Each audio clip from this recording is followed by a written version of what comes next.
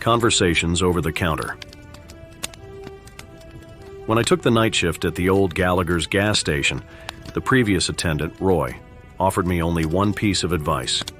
When the radio buzzes, just chat a bit. It's good for business. I nodded, thinking it was a weirdly specific suggestion. Little did I know, this seemingly innocent advice was the prelude to some of the most chilling nights of my life. The station was isolated, sitting on the edge of a town that seemed forgotten by time. Its main feature was a vintage radio system customers used to communicate from their cars, placing orders for snacks or reporting issues at the pumps. The first week was mundane. The only visitors were nocturnal creatures and a couple of stray travelers. That was until one particularly foggy night. Around 2 a.m., the radio buzzed to life, its static breaking the silence. $20 on pump 4, a voice crackled. Glancing out, I saw no cars, no customers, just an unending sea of mist. Figuring it was some interference or a technical glitch, I dismissed it. But half an hour later, it buzzed again. $20 on pump 4. The same voice, the same message. Still no car in sight. Curious, I responded, "Who is this?" A heavy sigh resonated from the other end. "Just a lonely traveler. I miss our chats." I frowned. "Sorry, I think you have the wrong person." The voice grew somber. "Maybe, but I remember this place. Gallagher's was where we last met." Unease crawled up my spine. Who was this person? Trying to ease my discomfort, I responded, "Well, I'm new here. Maybe you spoke with Roy, the previous guy?" Silence then. "No, it wasn't Roy. It was you. Don't you remember?" I immediately switched off the radio, heart pounding. The remainder of the night was quiet, but sleep was elusive. The next day, I casually asked Roy about any odd radio conversations. He laughed it off. "Oh, the old system acts up sometimes. Don't mind it." However, that night, the voice returned. This time it told me stories. Stories of a time when the gas station was bustling, of folks who passed through, of tragedies and lost loves. The details were intimate, as if from a personal diary. Yet the voice always circled back to our last conversation. After a week of this eerie ritual, I mustered the courage to probe further. "Who are you? Why do you keep contacting me?" The reply was cold. "I'm someone waiting to finish our conversation. You left abruptly." Confused and scared, I researched the history of Gallagher's. An old newspaper clipping revealed a chilling story from the 1960s.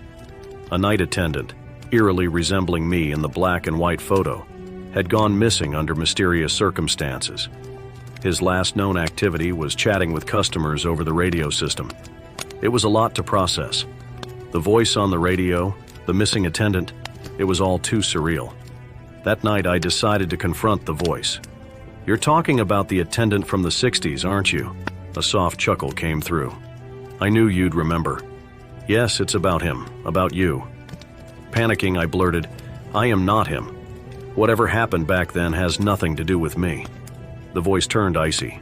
"Denial won't help. You know, deep down, we have unfinished business."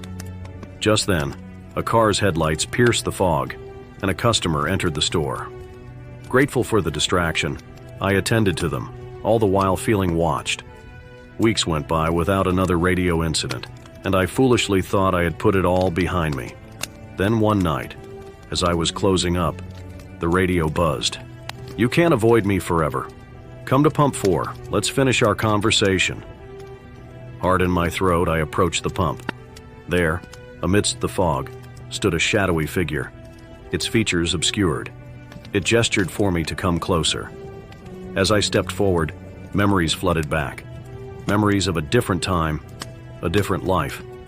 I remembered the conversations, the laughter, and then the betrayal.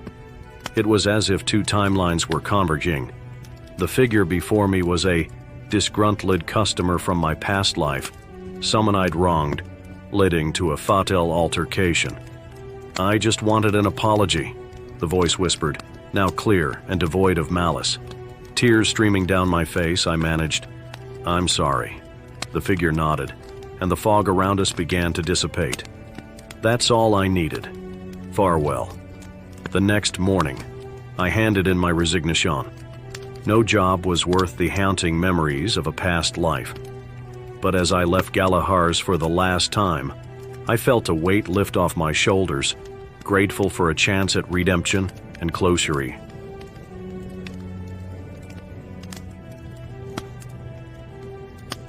Echoes at the Eldridge station.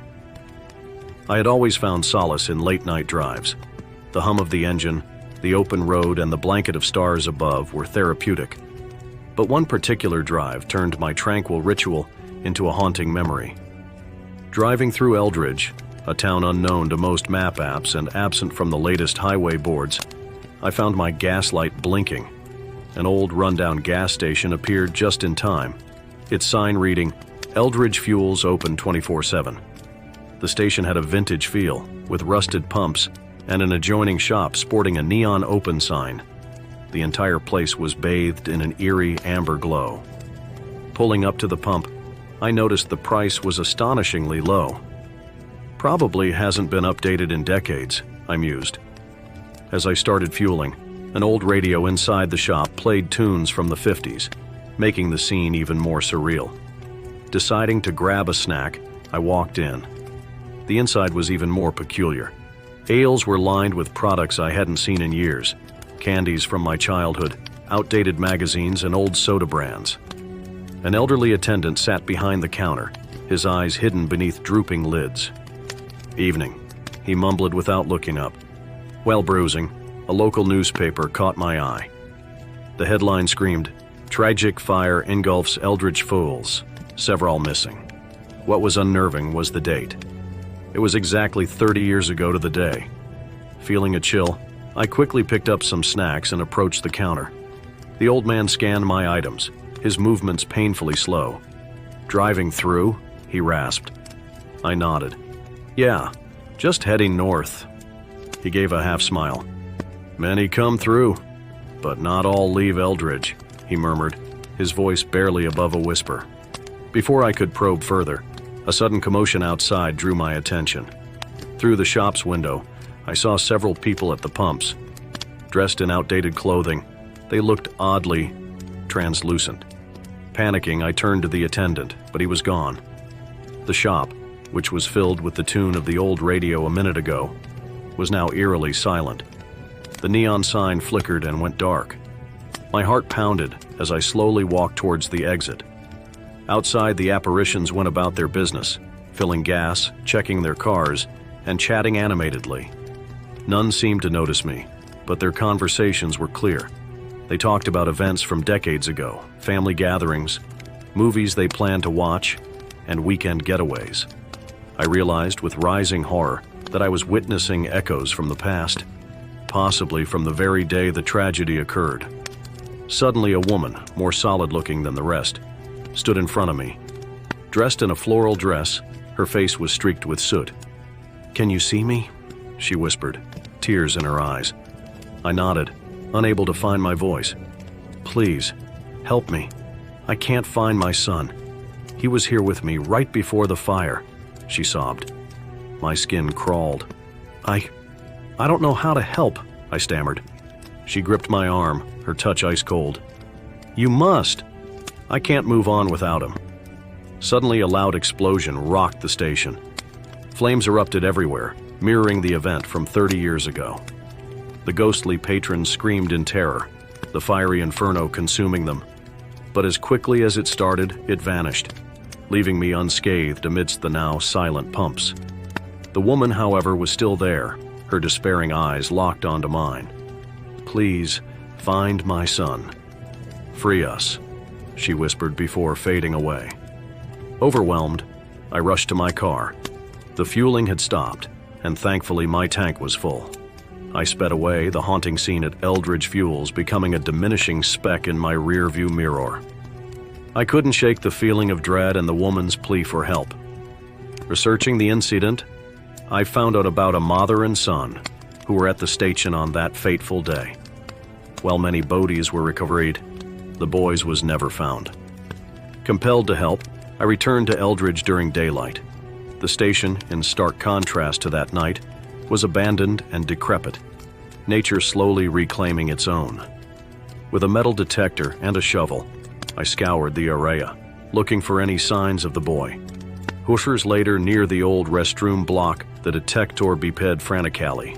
Digging there, I discovered a small locket with a picture of the woman and a young boy, and beneath it, tiny bone fragments. The local authorities were called, and with DNA testing, it was confirmed to be the remains of the missing boy. He was given a proper burial next to his mother, who had been interred in the town cemetery. A year has passed since that haunting night. Eldridge Fuels was demolished. A memorial erected in its place. Late-night drives are no longer my solace, but I take comfort in one thought. Somewhere, a mother and son, separated by tragedy, are finally together.